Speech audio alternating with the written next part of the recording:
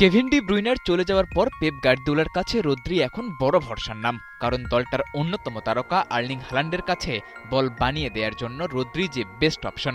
আর Spanish এই তারকার দিকেই নজর দিয়েছে রিয়াল মাদ্রিদ, কিন্তু ম্যান সিটিও যে তাকে ছাড়তে নারাজ। তাই তো চুক্তির মেয়াদ এখনও ২ বছর বাকি থাকতেই রদ্রিকে লম্বা সময়ের জন্য মোটা অঙ্কের নতুন অফার করতে যাচ্ছে ম্যানচেস্টারের এই ক্লাবটি।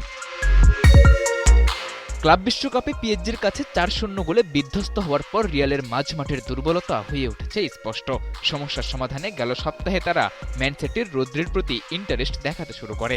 আর এই খবর সামনে আসতেই বেশ নড়েচড়ে বসে পেপ গার্দিওলা। নিজের প্রিয় শীর্ষকে ধরে রাখতে নয়া প্ল্যান এক্সিকিউট করছেন। সিটির মালিক পক্ষকে রাজি করিয়েছেন ডাবল বেতন দিতে। খুব দ্রুত নতুন ডিটেইল প্ল্যান যাচ্ছে রদ্রির টেবিলে।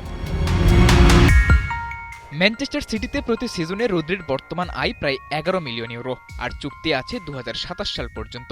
কিন্তু রিয়াল মাদ্রিদ স্প্যানিশ এই মিডফিল্ডারের দিকে নজর দেয় প্রায় ২২ মিলিয়ন ইউরোর অফার দিয়ে সিটি চুক্তির মেয়াদ বাড়াতে চায় ২০৩০ পর্যন্ত, যাতে পেপ গার্দিওলা তাকে নিয়ে করতে পারে লম্বা সময়ের প্ল্যানিং। আর এমনটা হলে আর্লিং হালান্ডের পর রদ্রি হবে ম্যান সিটির সর্বোচ্চ বেতন পাওয়া ফুটবলার। ২০১৯-এ অ্যাটলেটিকো থেকে ম্যান সিটিতে আসার পরই নতুন মোড় নেয় রদ্রির ক্যারিয়ার। এ সময় তিনি পেপ গার্দিওলার প্রধান অস্ত্র হওয়ার পাশাপাশি সারা বিশ্বেই তৈরি করেছেন নিজের তারকা খ্যাতি। গেল বছর ব্যালন ডিওর জেতায় তার ক্যারিয়ারে যোগ হয় নতুন পালক। তবে ইনজুরি তাকে সবশেষ মৌসুমে বেশ কিছুটা সময় মাঠের বাইরে রাখাই নতুন সিজনে পুরনো নিজেকে ফিরে পাওয়ার চ্যালেঞ্জ তো থাকছেই, সাথে নিতে হবে নতুন চুক্তির সিদ্ধান্ত। রদ্রির ক্যারিয়ারের শেষটা কেমন হবে তা অনেকটাই নির্ভর করবে সামনের দিনগুলোতে তার নেয়া এই সিদ্ধান্তের উপর।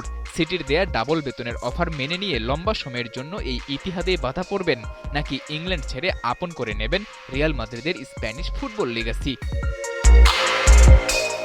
সাদাতুর রাফি, ৭১।